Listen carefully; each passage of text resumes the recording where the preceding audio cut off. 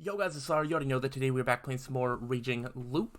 On the last time, we made it through the first night since the feast started, and we have found our first victim of the wolves, not counting the thing that started off, which, I mean, they were all outsiders from the village. Anyway, so this is the first one that is not an outsider. This is Kanzo Makishima.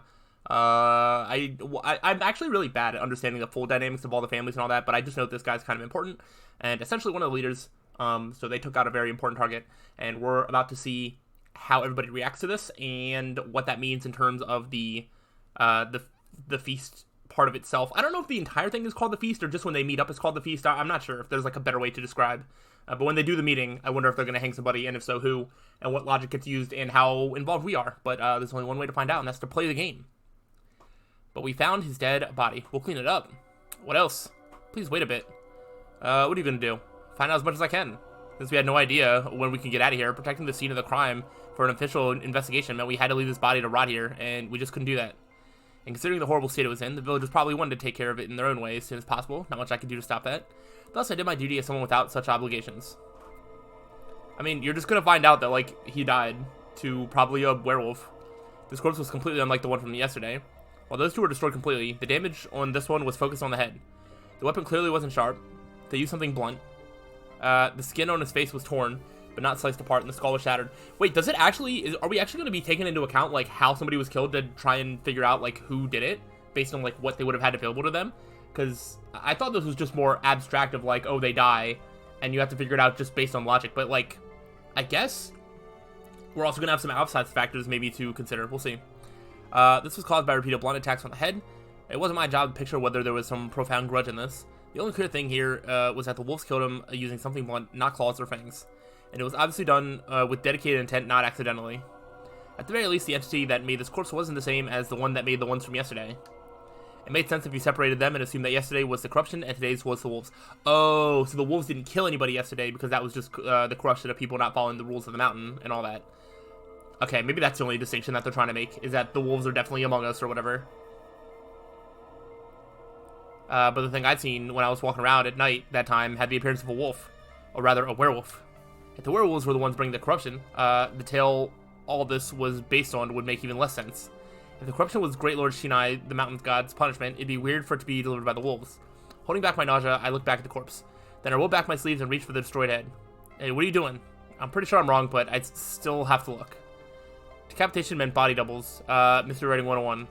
If someone brought in and killed a person with a similar build to Kanzoshi's, then left him here, his death could easily be fake. Did Kanzo have a silver capped tooth on his lower jaw? No, he didn't. His voice was strangely forced. I looked at him and realized he was kind of pale. I might have overdone it. Still, I couldn't be soft in the situation. He was proud that he didn't need any crowns or anything, despite being over 60. Why, did you find one? No, I only asked to prevent any misdirection. It's a healthy set of teeth. Is that true? What the hell? The lower jaw was mostly intact, while the upper one was destroyed, along with the rest of the head. Despite that, I saw a hint of the old man in the eyebrows and the dark hair with streaks of gray in them. It was pretty clear it was the one and only Kanzo Makishima. Oh, so he was just actually using that as like a fake question. Interesting. So it's probably pointless to keep thinking about the way he was injured. My hands were all messy, and I had to wash them later. The corpse aside, Kanzo was lying on some thin bedding, and there was no sign of a struggle. He was either instantly killed by the first attack or knocked out, laid here, and then killed. Still, it wasn't a corpse that was easy to make. The situation here was peculiar. One point I found curious was the fact that Kanzo surely obeyed the shelter law and locked himself in. However, the lock on the door was still perfectly intact. So logically speaking, Kanzo had opened the door and let the culprit in. There was no sign of resistance, so it was probably done by someone he felt safe with. Is there anything to, you know, the doors being locked and following all the rules but still dying? Because, like, and that prevents the corruption or whatever, but does it prevent the wolves? If this was a normal killing by the standards of the Feast of the Yomi Purge, then this was definitely made possible by something unnatural. Yes. Maybe they can just, like, teleport in or something. Who knows? Maybe they can just decide who to kill, and then some divine, unnatural, like, being just, you know, instantly kill somebody, like, inside without having to have any contact. I have no idea. Back to the situation at hand. The futon and everything around it were bloody, obviously, but there was another strange thing about the crime scene, the dampness. Some spots were really wet, and clearly not because of the mist. It was like the murderer purposely spread some water here. Were they trying to wash away the blood splatter on them? But there was no point in doing it in front of the body. The footprints were faded. Were they trying to cover the tracks? They were still pretty visible, though. It was more like they put bloody footprints on a futon and tatami that was already wet. The shape of the prints told me they weren't made by Western shoes, Japanese clogs, or wild beasts. They were just long ovals reminiscent of those made by Zuri sandals. There weren't many of them, though. Most of the blood was absorbed by the futon. But from what I had, I could tell there was only one type of footprint. Is it the ones that are belonging to Kanzo himself? Find out anything? Nothing special. Thought so. You don't specialize in this, do you? Sadly, no. All I knew was that the culprit was a very dangerous human. As I washed my hands, Takumi-san removed the sliding door and put Kanzo-san's remains on it. He covered his destroyed face with a nearby hand towel and prepared to carry it. You take the other side. Got it. We lifted up, and yeah, this was definitely a job for 2 people. We went out into the mist. We throwing him into the Saranaga. That's what Bachan would want, because he'll be corrupted if we don't. Yeah. A voice devoid of life. I couldn't call out to him. Pushing him any further was dangerous. I could tell by the air about him. That's my fault. Why? Because I messed up in the feast. That was entirely possible. This proved he was aware of it himself. I would have said that, but it felt wrong. I don't know much, but I think you were trying to do your best. But what's the point if I mess up like this? Then you need to make up for it. I think you'll have to be the one who leads Yasumizu now. I can't. Well, I couldn't either. I was just an outsider, so I had no idea how to console him. Feeling powerless, we approached the dining hall. We passed by here and go straight for the graveyard. Tai Yamawaki-san had come out too. She, in the midst of prayer. Kaori Oribe-san was standing next to her. She looked completely out of it. Rikaku Uematsu was covering Meiko's eyes and looking straight at me. Haruchan, Kanzo-san's actual granddaughter, was watching her grandfather's corpse with an intense expression. Probably wasn't good to make any assumptions here, but I couldn't help it. I felt like her expression was full, not of unbearable sorrow, but of anger, hatred, and disgust. I'd never seen them have a nice chat, so I wouldn't have been surprised if they didn't see eye to eye. But still, I'd have liked it if she made a different expression, if only for this moment. I could only think that because I was an outsider who didn't know shit. It wasn't good to make assumptions. Shit. While I was in this position, just how much could I even learn my position? But as it turned out, I was still underestimating the situation. Oh? We can't find Yoshikun anywhere. Oh? We met Shami on the way to the graveyard. She and the 2 high school guys were still searching, but the mist made it extremely difficult. We told we'd join her once we buried Kanzo-san and picked up our pace. The graveyard wasn't that far. Yasumizu wasn't very big. It only felt like it because of the mist or the load. Hee. I'd completely forgotten about him. He was alright too, huh? I had no idea why, but he was looking at us clapping and laughing. That meant that Yoshitsugu Oribe-kun was the only one we hadn't seen yet. I was told there'd be only one. The wolves were supposed to kill only 1 person per night, unless the corruption got somebody else for not following the rules. Not saying a word, I heard to finish the job. That led us to finding him early. Oh! Yoshitsugu-kun was on the shortest path to the cliff in the grass of the graveyard. Yeah, and we have a head to the left, a leg to the north, another leg to the bottom there.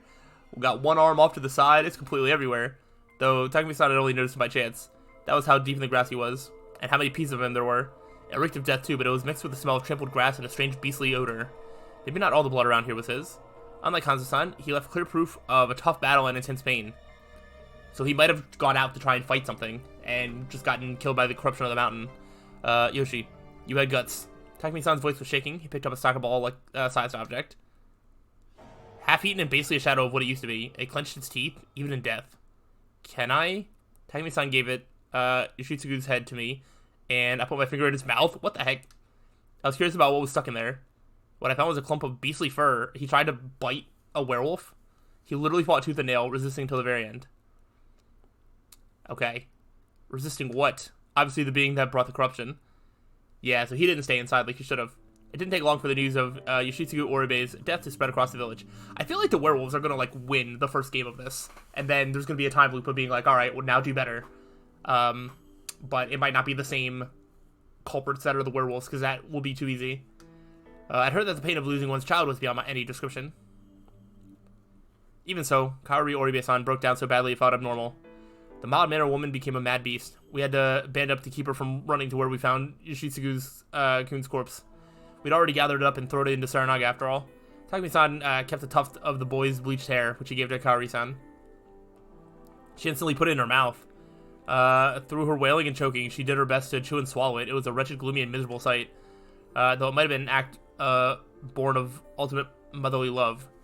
Whatever the case, no matter the shape, it was too late to try and bring her child back into herself. Not to mention absurd and pointless.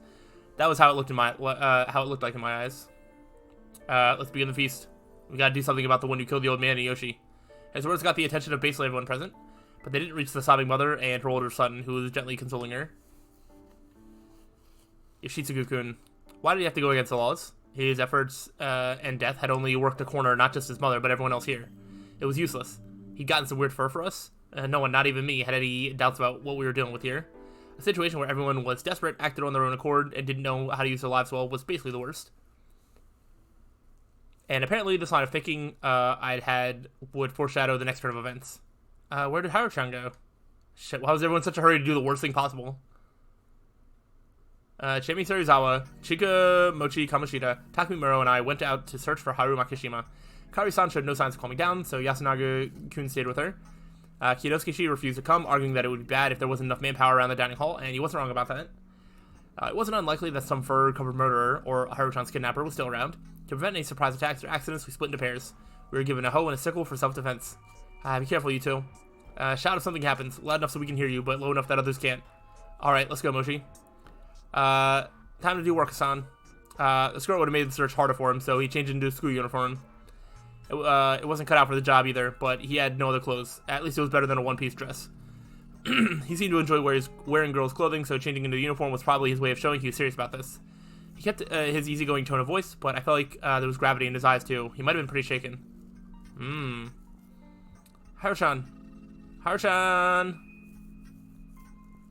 We walked around Yasumizu shouting until our throats became dry. We checked every bush, all the patches of tall grass, and behind every tree. We even searched the water around the paddy fields, but it didn't feel like we were any closer to finding her. What do you think happened to her? I don't know, maybe she's shocked by her granddad's death? No, before that, she'd been acting weird since this morning. Was she? Is she really fastidious or something? Fast what? Yeah, I don't even know what that means. Clean freak. Hates anything dirty. I think I saw hints of that ever since we first met. Oh, I think she's just the greatest scaredy cat here. Scaredy cat, huh? She was always really afraid of all the corruption talk. Maybe she was just scared of getting corrupted? I see. Fear based on superstition, that made sense, but why had it suddenly gotten worse? What had happened last night? That's why I don't think Haru-chan could kill anyone if she was a wolf. Is that what you think? I don't know if she is one or not, but I really don't think she could if she was.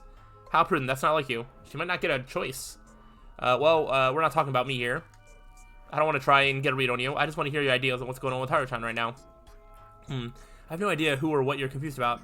But to me, Haru-chan is as important as Yasun, if not more. I don't really care about anyone else. So we should just find her. Good point. But no matter how hard we searched, we saw no sign of her. She could have been hiding somewhere, or maybe she'd collapsed. But I was beginning to entertain another idea. What if she ran away from Yasumizu? I asked, knowing everyone would deny the idea. Yeah, I feel like you're not going to be able to. That'd be hard to believe. When the mist comes, Yasumizu is connected to Yomi. Bachan's words. So anyone trying to escape would just end up there. Not to mention those mountains are dangerous. All that considered, if there was something that drive her to escape from the village, what could it be? Everyone fell silent. They couldn't even imagine it. It was like their brains had stopped working. If she had actually wandered out into danger, then we wasted too much time searching for her in the village. I had to hurry, so I didn't hesitate to use some big assumptions that bordered on chicanery. What if she can no longer trust the village or the people here? What do you mean? She might have seen something at night or early morning, or come to some sort of realization. Like, for example, what if she found out that someone she knows well is a wolf who killed people like it was no big deal? Everyone gasped. She's young, so she's still pretty unstable. And since Yasumizu is so small, it wouldn't be strange if she felt like she lost her place here if someone betrayed her. The girl seemed pretty emotional, so it makes sense that she'd jump straight to running away, right? You make a solid argument. But then what do we do? Give up? That was the thought of someone from Yasumizu. I'll go look for her. I'm not afraid of the corruption. And that was the thought of someone from Yasumizu who had a few screws loose. Anyway, I'm an outsider. I'm not exactly averse to leaving anyways, so I'll look for her too. I said I'd stop you, didn't I? Don't worry, I'll head back the moment it gets dangerous. She definitely won't head in Saranaga's direction, so I'll focus on the path to school. Also, adults shouldn't turn their backs on children, right? Hassan, I can't argue against that. Of course, it's possible that she's still in Yasumizu, so you two keep on searching for her here. Leave it to me. Run away if it gets dangerous. I feel like we're about to die again. Hassan, about what she said. What do you mean? You know, the thing about Haru-chan losing trust in everyone as a result of something she saw. What about it? That didn't actually happen, did it? Who knows? I was just raising the possibility. It's likely, though, isn't it? So what, you think she saw me or Yasun walking around with a mouthful of huge fangs? That's a possibility, too.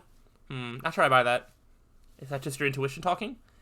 Yep, it is. Speaking of which, I also feel like this Feast of the Yomi Purge is designed to keep the wolves from being outed easily. You can't see them at night, because you can't walk outside. You can't stay gathered in one place and watch each other. You can't call the police, so there can't be any investigations. And since everything's covered in mist, things can happen without anyone realizing. And that's why you can't get that sort of solid proof. How could the players send people to be hanged without the slightest bit of material evidence? If you ignore the weird guardian powers, it was all quibbles, agitation, sophistry, emotional arguments, connections, popularity.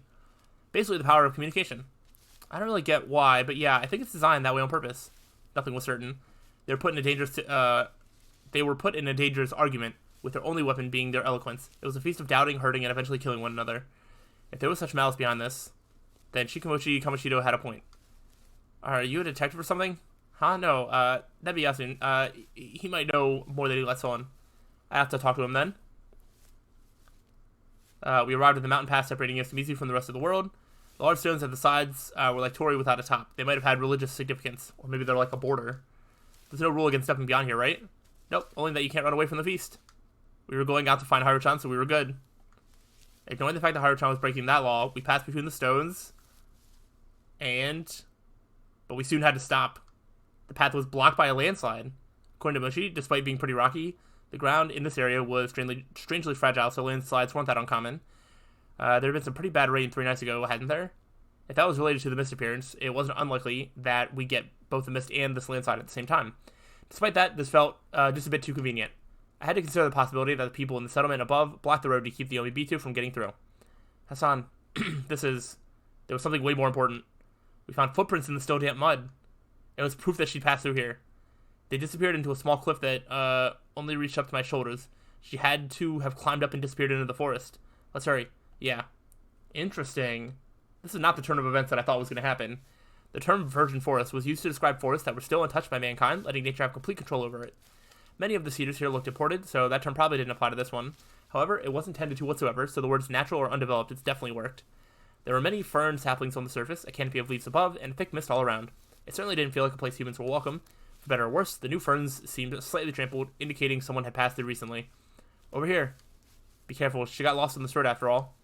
Haruchan! Should you really be shouting like that? It's one of the basics of living in the mountains. The beasts run away if you scream. Oh yeah, I'd almost forgotten about the very real threat of wild animals. I realized I'd lost myself in the mood and became kind of embarrassed. Haruchan! Say something! Shouting over and over, we kept moving forward. She tried to follow the path, but all the cliffs and boulders in the way made her stray from it. 10 minutes later, we lost all sense of direction. Yeah, this place really was dangerous. Could we really find her? And even if we did, wouldn't it be too late? I was reminded of Yoshitsugu Oribe and his cruel fate. Were we about to lose yet another life? As my thoughts turned to that very real possibility, I heard some weak weeping. Haruchan, Mochi, stay away. Oh, are you alright? Please, don't come after me. I had a bad feeling about this. Something really bad might have happened to her. Wait up. Hey. Shikamochi went after the voice with no hesitation. His body was quickly buried under all the plants of mist.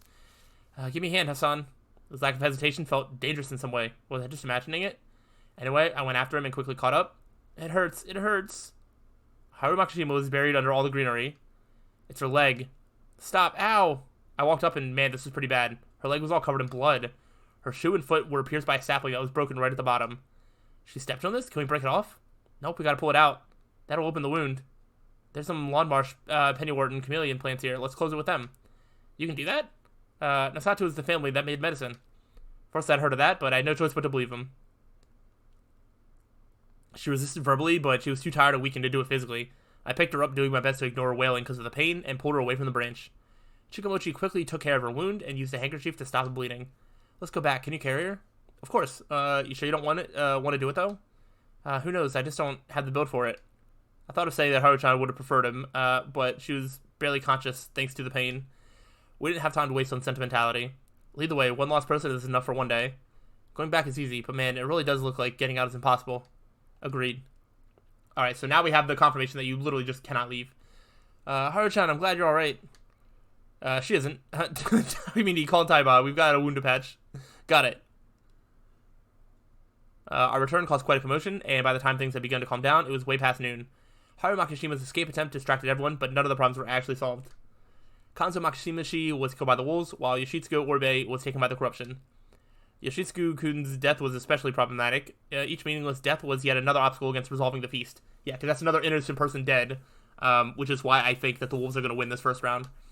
Even if they picked and hung someone during the day, it wouldn't guarantee that there'd be one less wolf. It was way more likely that they'd get rid of an innocent. Even worse, the wolves in the group would most likely try to leverage the hangings in their favor. They claim to be innocent while casting doubt and blame on the other survivors. To win, the humans need to do their best to see through such trickery and identify the wolves, possibly even making them confess. That was how I saw it anyway, and I was the one with the least info here. With that in mind, all humans who died by breaking the rules were actually doing the wolves a favor. If she had actually disappeared, I'd have said the same thing about Haru Makishima, assuming she was human anyway. Perhaps someone encouraged them to break the rules? If that was the case, the wolves were ruthless, knew the rules well, and were steadily advancing toward a complete victory where all humans lay dead. And that'd be someone influential or a player who's invaluable to the humans. That'd be Kanzo-ji-chen or Yasukun.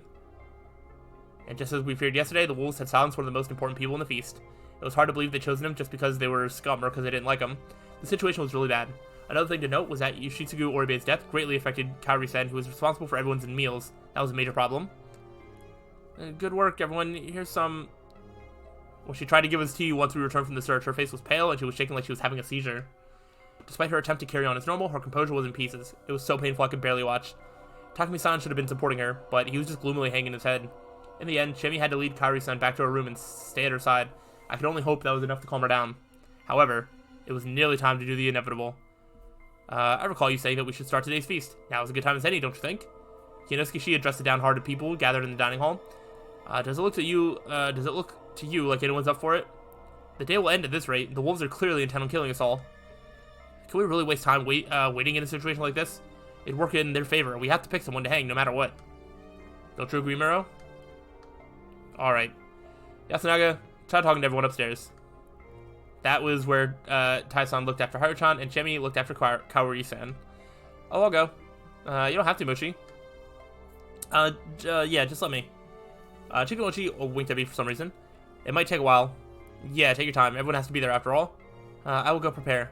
Please do. Oh, wait. Now is my chance. Yasunaga-kun, can we talk? Huh? About what? Sorry about your brother. Thank you. That makes it a bit better for him and I. That's a very mature way to talk about it. Maybe I should have sounded more my age then. This boy was already pretty mature. You didn't get along with him? That's not it. We didn't always see eye to eye, especially recently, but he was a really good guy. I think so too. It seemed like deep down the tough guy routine was really just an act. Did he get along with your mother? He did. Despite all he said, he really loved her, and she probably loved him more than me. Oh, that's not what I was asking, sorry. All human relations were complicated. Prying too deeply wasn't a good idea. I'm sorry, what did you want to know? A few things, mostly about the legend. Tai-san is a better person for that. I need the opinion of someone more rational. First question, why do you think the wolves kill the humans? Because they're angry at humans for tricking and killing them. Let me rephrase that. Why do the people, given the role of the wolf, suddenly become able to kill their friends and family with no remorse? Are you suspicious of Haru-chan and I? Oh, no, sorry, that's not it. I want you to look at this from a general perspective. Say you've been told that you're a wolf. Could you just accept it and start killing people? No way. Exactly. No way you could. Of course, there are those who could, but most couldn't, either out of fear or guilt. Mochi is a good example. The people here are afraid of certain things, but they do have lines drawn in the sand. If the lives of those they care about are on the line, they won't hesitate to face the corruption and the wolves. That's only because Mochi is special. He's a genius. Genius? Yes, he can easily make predictions and decisions normal people can't, and he'll readily throw away anyone or anything he doesn't care about. Everyone else thinks he's just weird, but I think he's a genius. I see. I think I agree with you there. But anyway, what I'm saying is that you people aren't the types to magically become murderers just because of some corruption. Of course, there'd be people who do it because the corruption would come for them if they didn't, but even they wouldn't do it without hesitation. But the wolves we're dealing with aren't hesitating at all. I don't know where you're going with this, but I think it depends on the personality of whoever the wolf is. I don't. I think that they don't actually do the killing part. I think they just go to sleep and then like another force just sort of takes over for them or something. It'd be easy for people who never had any aversion to killing. But there are two wolves, right? Yeah, it seems that way. I see. Let me ask you this. Does Yasumizu have more than one person that's capable of murder? One psycho in a group of people I can see, but two seems pretty unlikely. I think a better assumption is that there's some way to turn even an ordinary person into a ruthless killer. If that isn't true, the lack of infighting doesn't make sense under the current circumstances. When you put it like that, this is just something I heard from a teacher at school, but you could do it by giving them something to fight for, couldn't you? Basically, you need to make them think that they're doing the right thing. That the wolves are doing the right thing? I see. That's an interesting way to look at it. It's how countries convince their people to go to war. Yes, that's what the lesson was about, but I think that your perspective is a bit flawed. What do you mean? For example, most of the girls in the settlement are timid and prefer to leave the big decisions to the men. Even Haru-chan is like that. So, if the wolves are a man and a woman, it's entirely possible that the man's taking the lead and doing the killing while the woman is just following along. Also, for all we know, the wolves could be arguing all the time, and they just didn't happen to hesitate in killing this one time. Yeah, good point, but I do think that there's some secret to why this feast lasted so long. Traditions like these usually die out. Makes me think that there must be a way to ensure the killings continue. Your idea is certainly interesting. I don't think you should call it interesting, not in a situation like this. Oh, sorry about that. That was insincere of me. Let me ask you one more thing then. Go ahead. I was working under the assumption that nothing particularly strange is happening here, but what about you? Do you think there's something mysterious going on? I don't want to believe that, but I think there is. Why is that? Did you see a god or monsters or something? No, it's hard to put into words, but the fact that the mist appeared when we had a whole 4 outsiders here made it feel like there was a higher power at work. No matter how I look at it, I don't think myths like this could have been produced by human hands. Not to mention that it's strange how the wolves can enter sheltered houses and kill people there. There's also the fact that if one of us killed someone, you'd see a change in their behavior, or some evidence would be left behind. We can't explain those things, so yes, I do think there's something mysterious going on. Okay, I see. Alright, sorry for asking such a weird question. By the way, who do you think are the wolves? Haruaki Fusaishi-san. He cut me off with a stern voice. Sorry, but that's something we talk about in the feast. You don't have the right to ask that. Oh, my bad. Listen, we'll have to hold the feast to decide which one of us we should sacrifice today. It's important to propose who we think is suspicious, but it's also very dangerous. Something we said outside of the feast could be used against us and become a fatal mistake. The fact that you asked me that makes me feel like someone's maliciously using you against me. Please stop. Good point. I'm sorry, really. Oh, but... Now, I won't blindly believe that you're an ill omen, but I won't stop suspecting that you're involved somehow. If I ever find out you have something to do with Yoshitsuku's death, I'll... Yo, what? He glared at me. I'll have to avenge my little brother. I see. Of course you would. I'll just head to the cage and do my best to be as unsuspicious as possible. Oh, you shouldn't do that. Why? Today's feast might drag on until evening. It might be too late by then. You should go to your room in the dorm and ask someone outside to block the door handle with a stick. I see. Good idea. This boy was really smart. If Takumi Muroshi was a site foreman type, he was a manager type. I can see talent for using people. Can I ask something too? Of course. Do you like Chine? Whoa. From a political standpoint, I should say no, but yeah, she's likable. I see. Well, she seems pretty available, so she'd probably date me if I or anyone else asked. That's a weird thing to say. Are you being considerate of me? I had a feeling that Moshi told you something weird. It's not like that. What I felt for her is a thing of the past. She was the only older girl around these parts, so I was attracted to her, that's all. This place was gloomy and serious, and she was the only free-spirited person here. She's as amazing as Mochi. You're saying she was a rascal? Yes, so much so that she almost killed someone. Hold on. Well, it was an accident, though it's strange you think she's available. Is actually pretty shy. Is she now? Or maybe she just changed a lot during her 3 years of college. So yeah, I've already gotten over her. Now I feel like you're the one being weirdly considerate. That's not healthy, you know? It's all good if you like her. This is hardly the time and place for that. Good point. That was it, huh? I guess that was. Eventually, everyone gathered and went to the hall. That is where we're going to end off this episode, and we will probably get to see what's happening in the feast, which is probably going to be a long discussion, and I have no idea who they're going to settle on as the culprit. So we will see how it goes. I'm looking forward to it. Hopefully you all are as well. If so, let me know, but I will see you on the next time. So till then, peace out.